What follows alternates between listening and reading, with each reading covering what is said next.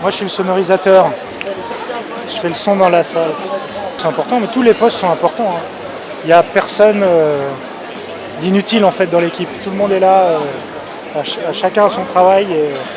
Et si une personne le fait mal, et ben c'est toute l'équipe qui en pâtit. De toute façon. Mon travail est de restituer la lumière sur les chansons que chante Michel Jonas. Donc une partie traditionnelle ici, une partie automatique ici, avec des projecteurs qui bougent, qui changent de couleur, qui font plein de choses. Et moi, des projecteurs qui sont fixes, avec des ampoules dites à filament. Voilà. À fond les manettes, c'est parti pour 2 heures de show, ininterrompu. Et comme les bleus, on est sur les dents. On est prêt, hein? Non, ça va tourner là. On est là pour voir, on est là pour voir. Non, maintenant, Michel termine de se maquiller, de se préparer. Les musiciens sont en train de se changer. La technique est en place, donc yaka. Yaka pour ce fabuleux public. Cette chanson s'appelle, cette chanson s'appelle, chanson s'appelle, cette chanson s'appelle, cette chanson s'appelle, cette chanson s'appelle, cette chanson s'appelle, cette chanson s'appelle, chanson s'appelle, cette chanson s'appelle, cette chanson s'appelle, bidonville.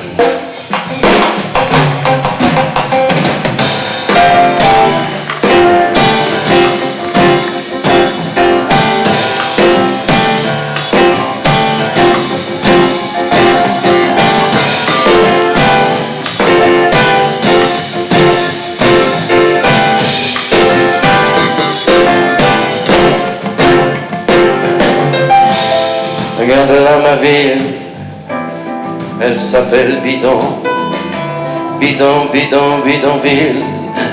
Vivre là-dedans c'est coton. Filles qui ont la peau douce, la vente pour manger.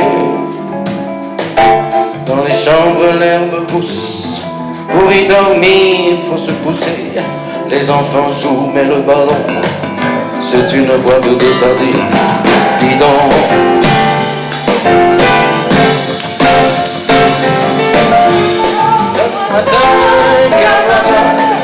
Toi qui viens d'un pays où les hommes sont beaux, donne-moi ta main, camarade. Tu sais que toi, moi aussi, on peut se croire égaux.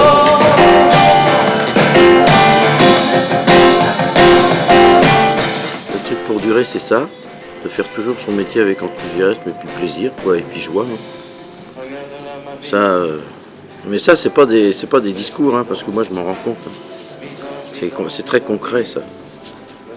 Si t'as pas ça en toi, les gens s'ennuient. Voilà. Donc si les gens commencent à s'ennuyer, tu peux pas durer. Parce que tu as des périodes où tu peux faire 5000 personnes, et puis après tu vas en faire 800, puis après 500, et puis après 2000, et puis ça n'a pas d'importance. Hein. Moi je chanterais devant 200 personnes, parce que, parce que ça me gênerait pas, hein, franchement. Si je peux continuer à faire mon métier, mon travail comme il faut, que ce soit 5000 ou 200, moi ça me gênerait pas. Mais je pense que c'est ça l'histoire, justement, de préserver sa vérité, justement, de pas tricher avec ça, hein. Sinon c'est foutu, quoi. Et puis, d'avoir envie de se dépasser aussi tout le temps. Et puis de ne pas avoir de doute. Puis de ne pas être trop dépendant des critiques et des gens et du succès et des machins. De suivre sa voie, tu vois, de ne pas avoir de doute là-dessus. Et d'avoir toujours envie d'aller ailleurs un peu. Voilà. Parce que là, si tu t'endors, là, ça marche pas. Donc, je pense que c'est ça, le public, il est pas bête. Si ça dure, c'est parce qu'il sent une sincérité, si tu veux, tu vois. Voilà. Même s'il y a d'autres musiques qui, voilà, à un moment donné, tu vois, il y a des musiques qui en remplacent d'autres, et puis tu peux très bien ne plus être à la mode, comme on dit, mais en même temps, il y a des choses qui ne sont pas touchées par la mode. Voilà, je pense que les mômes, ils peuvent écouter Georges Brassens aujourd'hui, ils sont touchés par sa poésie, hein. Comme ils peuvent écouter Nougaro, ils sont touchés. Comme ils peuvent écouter le rock'n'roll des années 60, ou bien il y a des trucs qui n'ont pas d'âge, qui n'ont pas de mode. Et je pense que les choses qui tiennent, c'est les choses qui viennent de gens qui sont vrais, quoi.